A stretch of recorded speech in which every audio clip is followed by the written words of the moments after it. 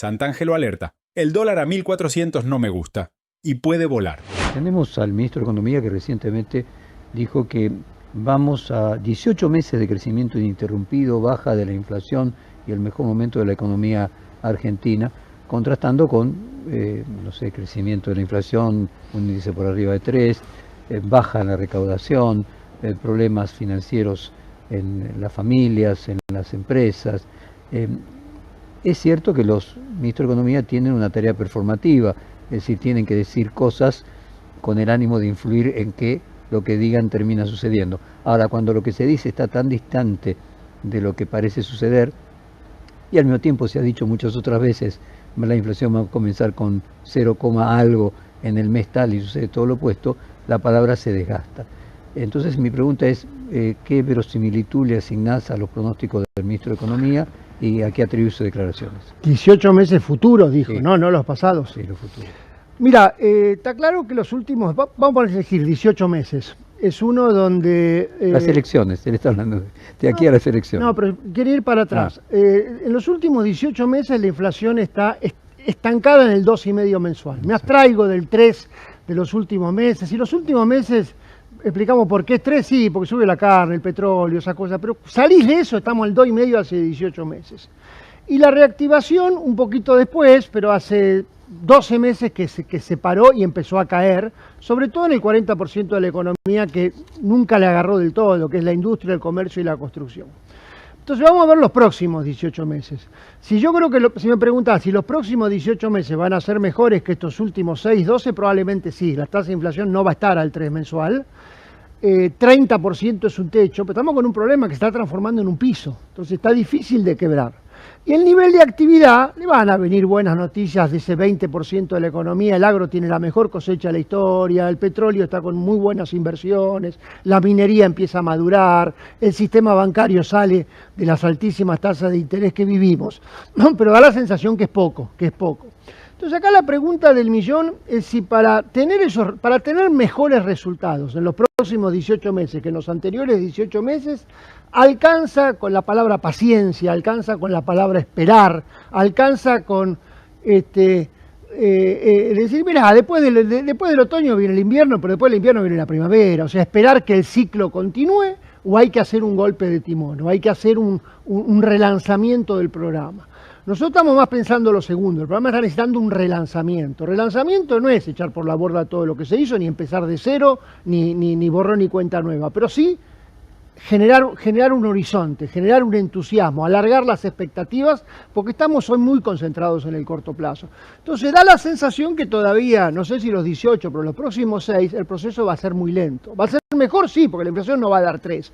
Abril ya va a dar 2,5, y hasta podemos tener algún medio 1,9, no lo sé, porque dentro de esa tendencia hay veces que los precios suben, hay veces que algunos precios bajan, así que eso puede pasar. El año pasado había dado 1,9, 3 o 4 meses seguidos. Y el nivel de actividad puede tener mejores indicadores, pero todavía esto es un proceso muy lento, donde todavía la palabra derrame como que no termina de alcanzar. Entonces me da la sensación que el gobierno está apostando, vamos a ponerle un plazo, 6 meses, a ver si esto tarde o temprano mejora, pero en algún momento el relanzamiento va a ser necesario. El tema de la recaudación que baja y que finalmente es el perro que se muerde la cola y que algunos colegas tuyos consideran que es un problema estructural del plan económico, de que inevitablemente chocan contra sí mismo, ¿es una visión extremista? No, a ver, el ajuste fiscal, que es la nave insignia de este gobierno, el superávit fiscal es la palabra más importante que tiene, se basó el primer año, obviamente, en la reducción del gasto público vía licuación y motosierra, vamos a usar palabras simplificadas. El año pasado se mantuvo,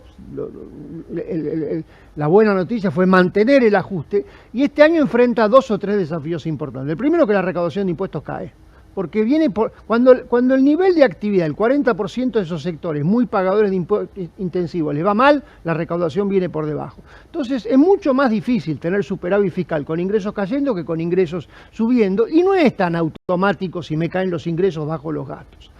Después tenemos un segundo tema, no menor, que es que para reformar la cuestión previsional tenemos 50% del gasto público indexado. O sea, tanto las jubilaciones como el gasto social se indexan mensualmente, ni siquiera trimestralmente. Cuando la inflación es 3, la indexación se hace más complicada. Y tercero, que los ingresos por privatizaciones, que venían un poco a suplir este tema, están pero no alcanzan, son pocos. Tuvimos las concesiones hidroeléctricas, ahora viene la Transener, mañana vendrá AISA, pero todavía como que... Entonces, el problema está, el superávit fiscal, repito, nave insignia política de este gobierno, enfrenta desafíos. Si vos me preguntás si estamos ante un drama grande, no. Todavía lo que vamos a tener es que el superávit fiscal va a caer, va a ser menor de lo esperado, le va a costar, empieza a hacer trampitas, porque no le paga el PAMI, no cumple con esto, no le paga el otro, no devuelve el IVA, trampitas que siempre se hicieron y que uno hubiera esperado que este programa no hiciera. Pero dentro del relanzamiento, no en primer lugar, pero sí en alguna posición, y fortalecer el superávit fiscal empieza a ser un nuevo desafío, porque con ingresos cayendo se hace más difícil. Y una cosa importante, cualquier reforma tributaria que apuntara a bajar impuestos y queda postergada. Esta idea de que hay que volver a bajar 2% los gastos en todas las áreas, lanzada por el ministro recientemente, que incluso hubo una controversia, porque uno de nuestros colegas dijo 20%, pero 2% todos los gastos en todas las áreas. ¿No plantea esta idea de que haces recortes, te baja la recaudación, tenés que volver a hacer recortes, te baja la recaudación? Eso pasaba cuando estábamos en deflación. Cuando estábamos en deflación, el perro que se muerde la cola. Me parece que en una economía donde todavía la inflación es 30%, no termina de entrar en ese círculo vicioso de deflación, ajuste más recesión y todo eso. 2% lo veo como algo más simbólico, porque 2%, pero las jubilaciones no se pueden. Para bajar los subsidios tengo que subir las tarifas. Entonces el 2% termina siendo, imagino, el 2% de el 20% del gasto público, sí, por poner algo. Con lo cual lo veo más es simbólico. El 0,4. Claro, porque vos sabés que hay cosas que no es, las jubilaciones no pueden bajar 2%. Pero bueno, aunque sea 0,4 de todo el gasto público, lo que demuestra es tienen que volver a bajar el gasto público. Será lo contrario a Keynes, en vez de demanda agregada, desagregar demanda. Sí, pero cuando hago el análisis cuantitativo, lo veo mucho más como un símbolo y como una señal que con efectos concretos. Acá me parece que el problema de fondo es que la economía está tardando mucho en dar resultados de reactivación y por lo tanto la recaudación de impuestos viene por demás y lo que te dije antes, las privatizaciones y la indexación del gasto. Y entonces se complica. Todavía no le atribuyo la gravedad del círculo vicioso de que con eso vamos a retroalimentar la recesión, porque me parece que estamos hablando de algo cuantitativamente muy pequeño. Háblame del dólar, Rodolfo. El dólar tenés 1.300, con un 3 delante, 1.380, y impresiona si uno lo compara con los últimos 6 meses, o si querés los últimos 18 meses, cuando podemos volver a hacer el mismo cálculo, donde entonces la inflación en dólares pasa a ser monumental. Sí, yo te diría dos cosas que trataré de que no sean contradictorias en sí mismas. La primera es que en un par de meses volvemos al tipo de cambio que teníamos antes de la asunción de Milei. 1.300 pesos, por ponerle 1.300 y pico, por lo menos a estos valores y con una inflación como la que estamos teniendo, un poquito menos. O sea, a los valores oficiales. 350. Claro, oficiales. 350, claro. Sí, sí, obvio. El otro, oficial, el otro era 1.000. El 350 de masa, sí, en cualquier momento es el que tenemos ahora. Sí. Donde la primera pregunta es, ¿cambió tanto la economía argentina para que aquel tipo de cambio que estaba mal hoy está bien? Y la respuesta es no. Entonces, ahí como que entras a decir, hay algo que no me gusta. La segunda cosa que te voy a decir, y no quiero contradecirme, es que a diferencia del 350, y a diferencia incluso del año pasado, no lo determina el gobierno, lo determina el mercado. Lo determina la oferta y la demanda, y te agregaría algo más, lo determina la oferta y la demanda, con algo que la última vez que estuve acá, y Carlos y todos nosotros lo dijimos 20 veces, te dijimos el gobierno tiene que comprar. Y te acuerdas que estaba la discusión. Y ahora está comprando. Y ahora está comprando. Entonces, es casi como que te digo, no me gusta el 1.350, pero lo pone el mercado, no lo pongo yo, no lo pone Caputo, lo pone el mercado, con el gobierno comprando. Entonces, es como que casi digo a llorar a la iglesia, lo dice el mercado. Ahora, acá viene la pregunta, ¿el gobierno tiene algo para hacer o no tiene nada para hacer? El gobierno ha dicho, y es válido, que lo diga el mercado. Bueno, entonces, si el que lo decide es el mercado, a lo único que te tenés que comprometer es que si mañana, cuando digo mañana es cuando sea, el mercado no dice 1.350, sino que dice 1.500, lo tenés que aceptar. Porque no me podés jugar asimétricamente el partido. Cuando baja no haces nada y cuando sube haces algo. Entonces, si hoy el mercado dice 1.350, lo aceptamos. Pero si mañana dice 1.500, te lo bancás, ¿eh? Hoy estamos ante una situación muy particular donde hay una fenomenal demanda de dólares, porque ese es un tema en el que voy a querer enfatizar porque nos hace mucho ruido la cantidad de dólares que está comprando la gente para atesorar y para viajar, pero hay una fenomenal oferta. Hay una fenomenal oferta. La fenomenal oferta tiene dos motivos, uno bueno y uno malo. El bueno es que las exportaciones están muy bien. Las exportaciones están en un año brillante, ya sea agrícolas, mineras, petroleras. Pero la importación está... El malo es que la importación está muy baja. Y mirá qué curioso, porque en un momento donde nos parece que hay auto chino, que hay jamón ibérico, que hay no sé cuántas cosas, el macroeconomista te dice están muy bajas. Había 7.000 millones por mes y ahora hay 5.000. Más vale que suban, porque si las importaciones no suben, va a ser consecuencia de que el nivel de actividad se quedó muy bajo. Entonces suben. Y cuando suben las importaciones, si el tipo de cambio sube, te la tenés que bancar. Entonces, ese sería mi mensaje. Nos perdimos una oportunidad interesante, vos lo seguís muy bien. El dólar en Brasil valía 5.60, 5.40, vale 5, hasta 4.99 creo. Hubiera sido un momento interesante para recuperar competitividad contra Brasil y como ellos cayeron, nosotros caímos, seguimos igual de mal. Y otro tema también no menor, porque cuando lo determina el mercado, otra variable relevante son los precios internacionales. Es mucho más fácil y genuino tener un tipo de cambio bajo cuando tus precios son altos que cuando tus precios internacionales son regulares. Chile, por ejemplo, desde que ganó el nuevo presidente, con el cobre, el precio internacional del cobre en la estratosfera, el tipo de cambio bajó. Nosotros no tenemos la soja 500, para que el sector agrícola que esté con una cosecha espectacular salga a invertir, a comprar. Entonces, resumo, y no sé si me estoy contradiciendo, a mí me gustaría 1.600, por decir un número. El mercado está poniendo 1.350. Ok, si mañana dice 1.600 te la tenés que aguantar. Que esté a 1.350 y que el gobierno no haga nada, y como vos decís, cuando sube hace, y de hecho la banda más que banda es un techo, para ponerlo en términos concretos, es porque lo utiliza el gobierno como un elemento antiinflacionario, porque si fuera 1.600, ¿qué pasaría con la inflación? Bueno, esa es una muy interesante pregunta. Yo te diría, hoy más que ancla es el resultado del mercado, de la oferta y la demanda. Si mañana, cuando digo mañana es el futuro, el mercado dijera va para arriba y yo no actúo, obviamente estaría con esa preocupación, porque Argentina todavía no ha cortado el link, el vínculo dólar-precios. Entonces, cuando pensamos que la tasa de inflación nos gustaría que sea 20 y pico y no 30 y pico, no va a ser 10 o 0, pero que sea 20 y pico, y si el tipo de cambio sube, ¿qué pasa? Entonces, bueno, son parte de la frazada corta que tenemos. Vuelvo al inicio. A mí, mirando historia, y soy de los que creen que el mercado sabe más que yo, así que me pongo en segundo lugar, pero 1.350 me parece poco. Cuando veo que Río de Janeiro está barato, cuando veo que Madrid está barato, cuando veo esas cosas, hay algo que no me gusta, lo está diciendo el mercado. Si mañana sube, lo tenés que dejar subir y veremos qué pasa con la tasa de inflación, son las reglas de juego. Vos quisiste estar en el mercado libre. Vos no, digo que dice la política económica. Vos quisiste estar en el mercado libre, una cosa que si vos nos preguntás a nosotros, siempre hubiéramos puesto el mercado único y libre de cambio, sin restricciones, como la frutilla de la torta, como el penthouse del edificio. Te apresuraste demasiado a querer jugar en la Champions League y todavía estamos jugando el campeonato local. Y en el caso de que todavía quedan restricciones, por ejemplo, para remisión de utilidades, ¿no falta todavía liberar todo absolutamente?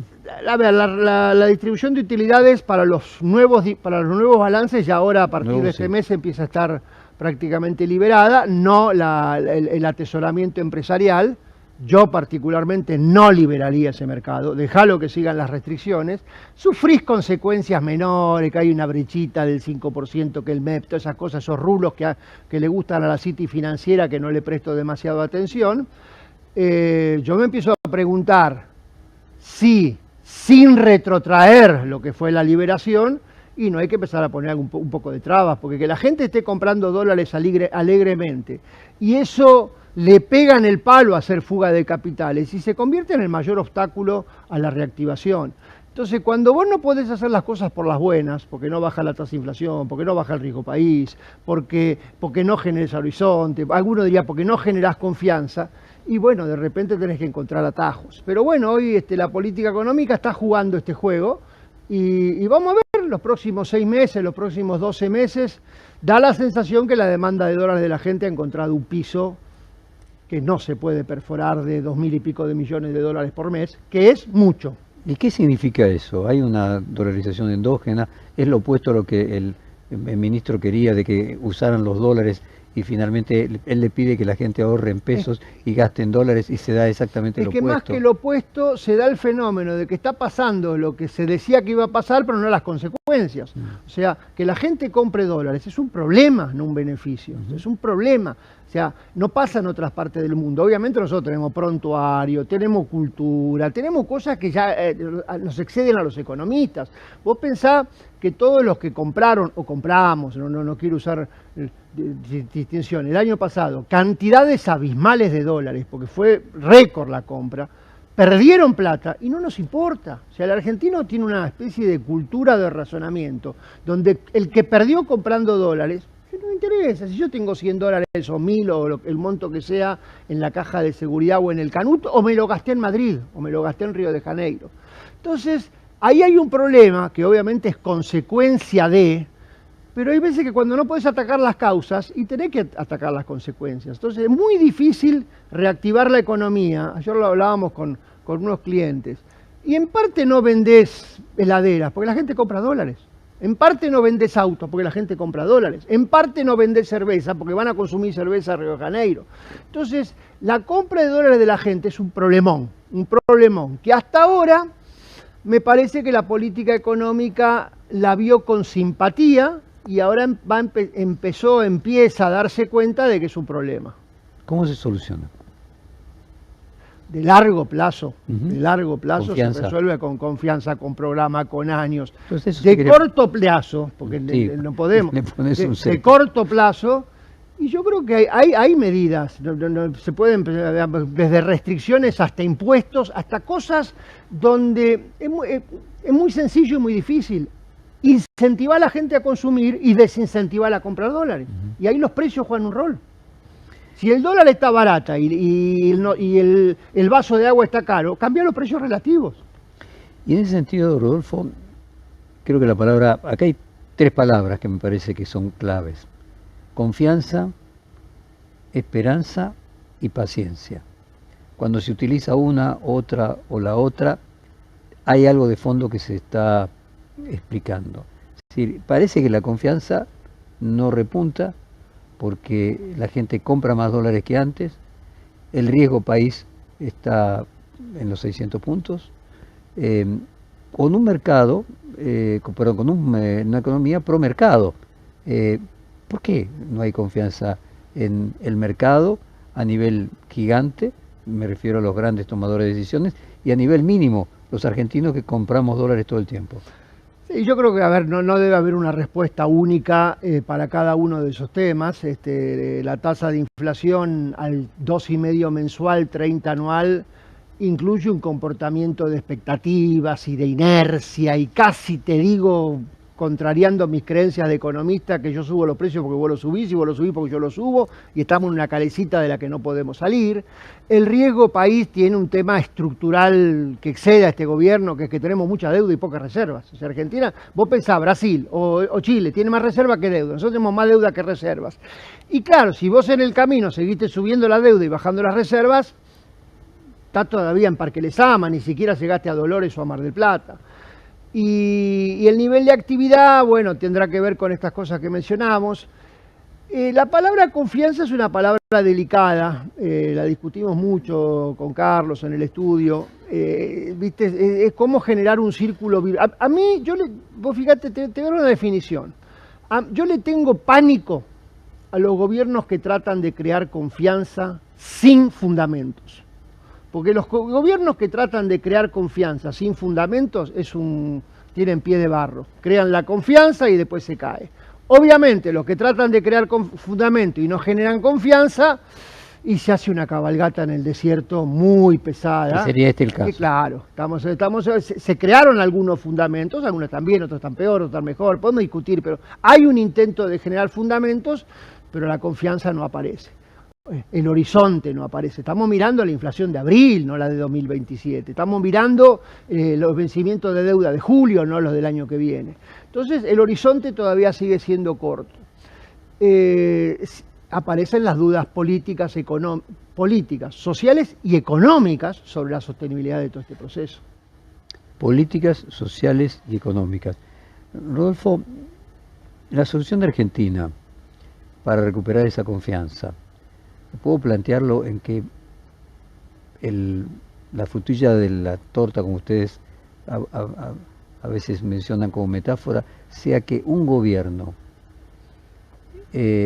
no promercado, tipo Lula en el año 2000, asuma y mantenga la disciplina fiscal, solo va a llegar allí.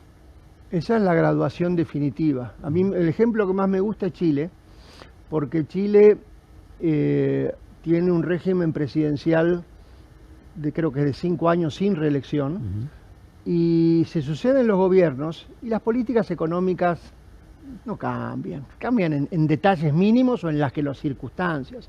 Y te diría, si me remonto a 30 años atrás, cuando se restaura la democracia, no cambió significativamente lo que venía del régimen militar, y la izquierda y la derecha, y la izquierda y la derecha, y es lo mismo. Los chilenos te dirán que sí, que no, pero es lo mismo.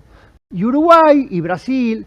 Entonces, mira, yo tengo que hacerme una autocrítica de los últimos 30, 40 años.